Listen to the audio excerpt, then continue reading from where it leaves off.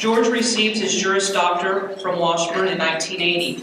He resides in Wichita, where he is counsel at Martin, Pringle, Oliver, Wallace, and Bauer.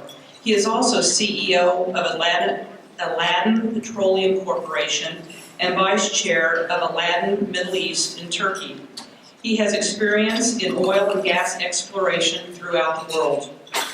His colleagues and clients and friends all remarked on his thorough legal knowledge and the compassionate way he uses it to benefit all involved. Brian Hanning from Insight Wealth Management said this of his friend of nearly 50 years.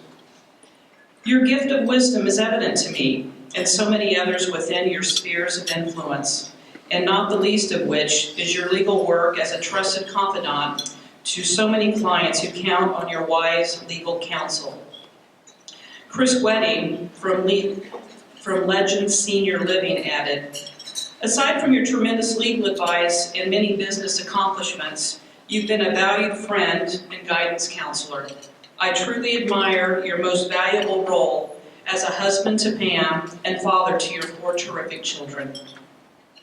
Along with his career accomplishments, George serves numerous organizations in his community. Among them, he is director of CrossFirst BankShares, a bank holding company based in Kansas City, a former trustee of Trinity Academy of Wichita, and is a founding elder of Wichita's Heartland Community Church. Brent Mitchell, a colleague at Martin Pringle, said, "You have been an invaluable resource to many nonprofit organizations in your community. You have served as a mentor, friend, sounding board, and troubleshooter for many of your colleagues and friends. You have accomplished all of these things while keeping your family and personal values as priorities." George's sister Susan wrote on behalf of the family, saying, "We are blessed every day in knowing how much you enrich our world, live a life fully with intention, laugh, and love us with all your heart." On behalf of the Alumni Association and School of Law, we are pleased to honor George Bruce as a Washburn Alumni Fellow. First of all, I want to thank Carla Whitaker and Dean Tom Rowley for, I think they're instrumental in including me in this today. And also, I'm so pleased to be here with so many esteemed other fellows.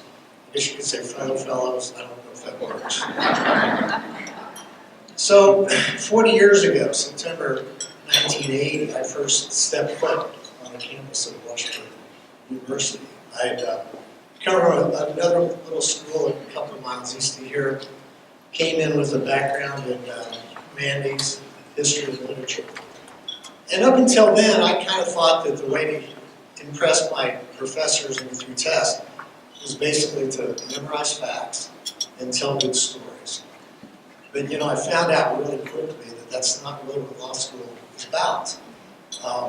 In the first semester, I found out very quickly that that's not what law school is about. And so we had a former dean, Ray Spring, who told us at one point that being in law is not as simple as just memorizing what the law is. And he explained that you have a situation where every day there's 50 legislatures that are in session, we have Congress, we have courts all over the country, and the law is literally changing every day. So it's not something you can memorize, which was kind of really what I had depended on coming through school.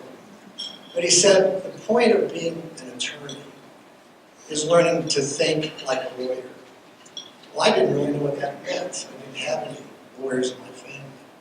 So over time, and this is still a lifetime pursuit of mine, what I would suggest thinking like a lawyer is really drilling down, listening, trying to analyze the facts that you receive. And then being creative and trying to come up with what your solutions are. Solutions that aren't just simply adequate, but you want to do a little bit more work and make the solutions better, and even more work and make the solutions really the best. So I've had really 3 wonderful mentors as I've learned how to do this. I was privileged to work under Bob Stephan when he was the Attorney General. Then my first senior partner was a gentleman in Wichita named Bob Hall.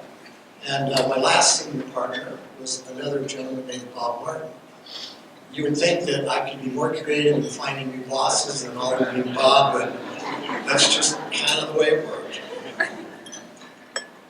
So I really remember very distinctly the transition from being a student, particularly in the law school, where we spent 3 years kind of trying to, we debated, we argued, we talked about all these great high ideas about law, but they really didn't matter. It was just debate. I remember very distinctly the first day that I had a client, and as they were leaving, I realized, you know what? They are going to do what I just told them to do. It's too bad I haven't been able to get courts to agree with me on that all the time. So, having spent really 40 years doing this, I have to say one of the things that I've learned is life is not about just giving and spending. It's not about things. It's about people. And I think that's really what I've tried to build my career on, is looking out for what the people's interests are and putting them ahead of my own. That, as I mentioned before, it really starts with listening. And it was hard for me to learn to listen. So that being the case, I have some people that are with me today. I'm going to kind of briefly introduce who they are. From my law firm, Martin Pringle, Scott Schudy's from our Kansas City office. These are all, by the way, fellow Ichabods. Lisa McPherson is from our Wichita office. Rick Mitchell, Jeff Kennedy.